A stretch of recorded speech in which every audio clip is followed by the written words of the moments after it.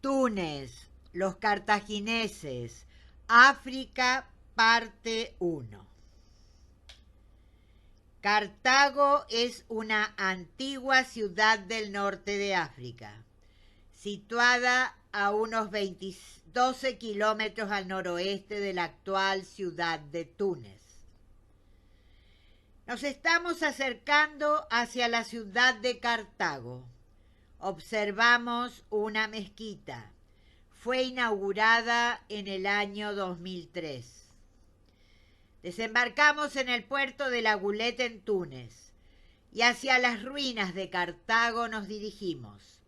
Observamos una importante mezquita, Malik ibn Anas, en Cartago. ¿Qué es una mezquita? Una mezquita es un lugar sagrado donde los fieles musulmanes adoran a Alá, su único Dios. Se construyó en la colina del Odión. Esta mezquita tiene una sala de oración con capacidad para 1000 fieles, un patio interior de 1500 metros cuadrados y una explanada de 2500 metros cuadrados. Presenta un alminar o minarete. Es la torre desde la que se llama la oración 5 veces al día y es un elemento arquitectónico esencial de la mezquita. La religión musulmana predomina en el lugar. Aquí entonces observamos esta mezquita cuyo arquitecto fue Ayab Rira. Este señor fue el presidente de la República Tunecina. Cuando hablamos de mezquita nos aparece la palabra Mahoma. ¿Quién fue Mahoma? Mahoma fue un joven elegido. Creía en el mismo Dios que Abraham y honró a los profetas que lo habían precedido, como Moisés y Jesús, pero consideraba a su religión como única, completa y bien comprendida. A los musulmanes se les dice mahometanos. ¿Qué significa mahometano? Mahometanos son quienes profesan la religión de Mahoma. Esta mezquita posee un minarete finamente trabajado. Como el Corán prohíbe la reproducción de imágenes y figuras, los árabes no han podido dedicarse ni a la pintura ni a la escultura, pero se dedicaron de lleno a la arquitectura. Emplearon el arco en forma de herradura o lobulado y un derroche de ornamentación con líneas y figuras geométricas de bellísimas formas. Se llaman arabescos, a veces son muy complicados y hacen inconfundibles sus mezquitas y palacios. Y entonces volvemos, ¿quién fue Mahoma? Mahoma fue el fundador de la religión musulmana, hijo de Aslib y de Amina. Fue educado por su tío, Abu Talib, emir de la Meca. Mahoma se casó con una viuda rica llamada Khadija. A los 40 años comenzó a predicar el islamismo. Aquí vemos el portal enmarcado con el nombre de Alá y versos del Corán. El minarete tiene una base de 9 metros y una altura de 55 metros. El Corán es el libro sagrado. Mahoma se inspiró en las tradiciones judaicas y cristianas. Convirtió a numerosos discípulos, pero se granjeó también gran número de adversarios y tuvo que huir de la Meca en el año 622, fecha que señala el principio de la era musulmana. Este que vemos aquí a la izquierda puede ser un arco triunfal romano. Entonces, en la mezquita vemos que los espacios tienen sucesión jerárquica. Los espacios muestran una gran claridad del circuito. El Islam tiene 5 pilares que son: primero, la creencia en un solo Dios que para ellos es Alá y cuyo profeta es Mahoma. Segundo, la oración, que deben repetirla 5 veces al día. Tercero, el ayuno, los días 29 o 30 del Ramadán. Cuarto, la limosna entre los pobres. Y quinto, la peregrinación a la Meca por lo menos una vez en la vida. Estamos en el continente africano, en el norte, y nos hallamos junto al mar Mediterráneo. Entre los siglos 8 y 7 a.C. en África, a orillas del mar Mediterráneo, se hallaba la poderosa ciudad de Cartago, centro de un brillante imperio comercial de origen fenicio, que en ese momento estaba en el apogeo de su grandeza. Fenicia cayó bajo el poder de Asiria y de Babilonia. Nosotros vamos a realizar una excursión para conocer el yacimiento de Cartago. Comentemos algo de la historia de Cartago. Cartago hereda posesiones en el Mediterráneo occidental. Se reparten influencias en la zona con los etruscos y también con los griegos. Después Cartago se instala en España, en Córcega, en Cerdeña y en Sicilia. Trata de dominar esta isla, pero es derrotada.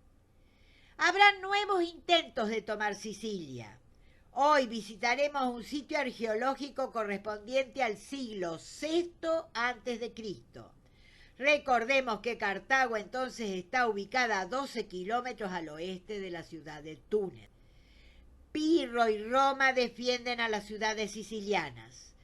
Túnez fue la base de este poderoso imperio con un personaje muy importante, Aníbal Barca.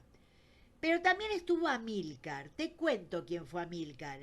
Amílcar fue un almirante cartaginés, padre de Aníbal.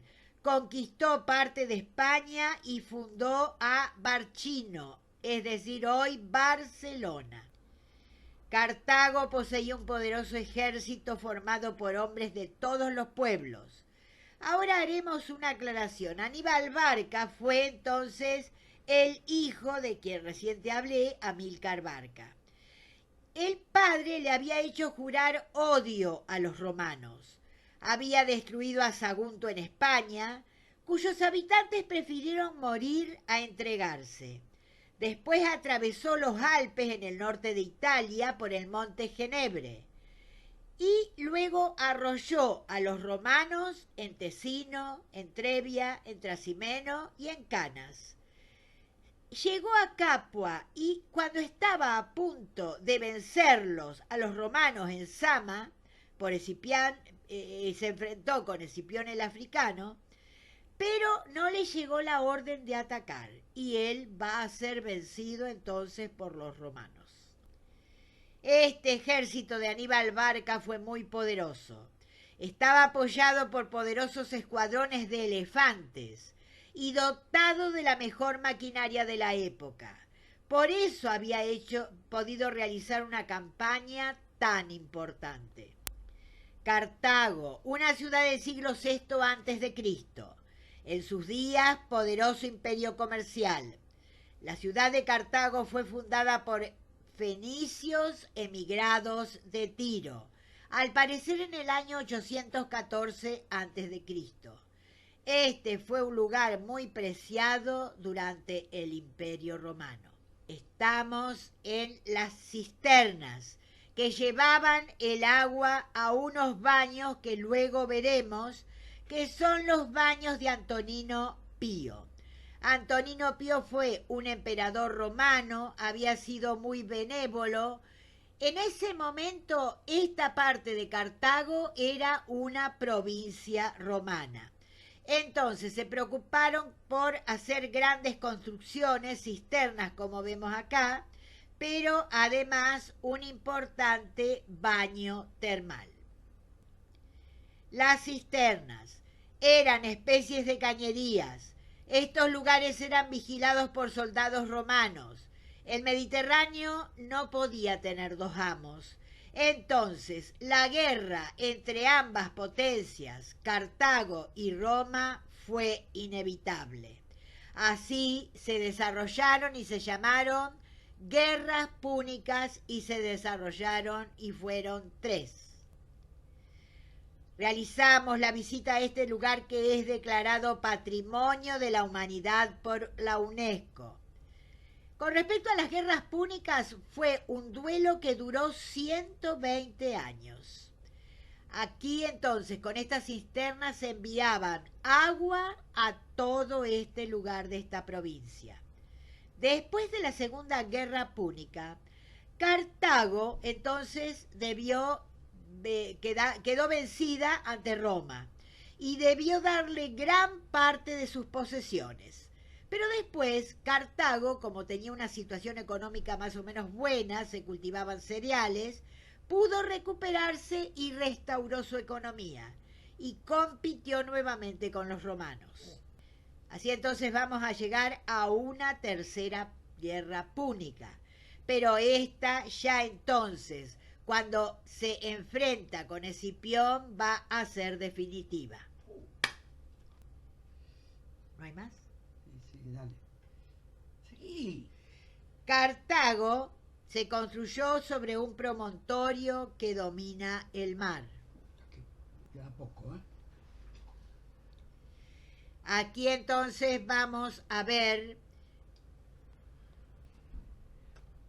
cómo es esta construcción de las termas. Acá vemos un altar donde se hacían sacrificios a las divinidades. Continuemos observando las termas.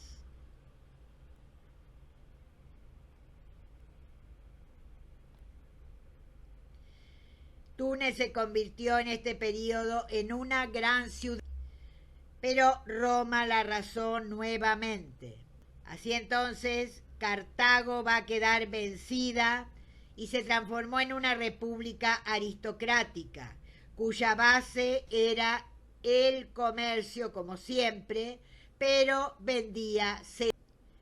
Y ahora daremos una vista rápida por la ciudad de la Túnez actual. La vida doméstica de los musulmanes transcurre en los barrios. La vida es entonces sencilla, viven en familia y la familia ocupa un lugar muy importante en esta sociedad. Esta ciudad entonces había sido ocupada también por los españoles. Aquí entonces vemos las casas donde habitan en este momento en la ciudad de Túnez, los medios de comunicación, los ferrocarriles eléctricos. Y también tienen importantes edificaciones. La capital es Túnez. Tiene una población de 3,5 millones de habitantes. Túnez presenta un suelo montañoso y fértil. Está ubicada en África septentrional. Y acá, desde el barco, ya terminado este viaje, vemos cómo es su puerto, que todavía conserva la forma que tenía en su origen, que fue una obra de ingeniería muy importante. Aquí concluimos este video. Los esperamos a ustedes en otro encuentro. Esperamos que les haya gustado. Hasta pronto.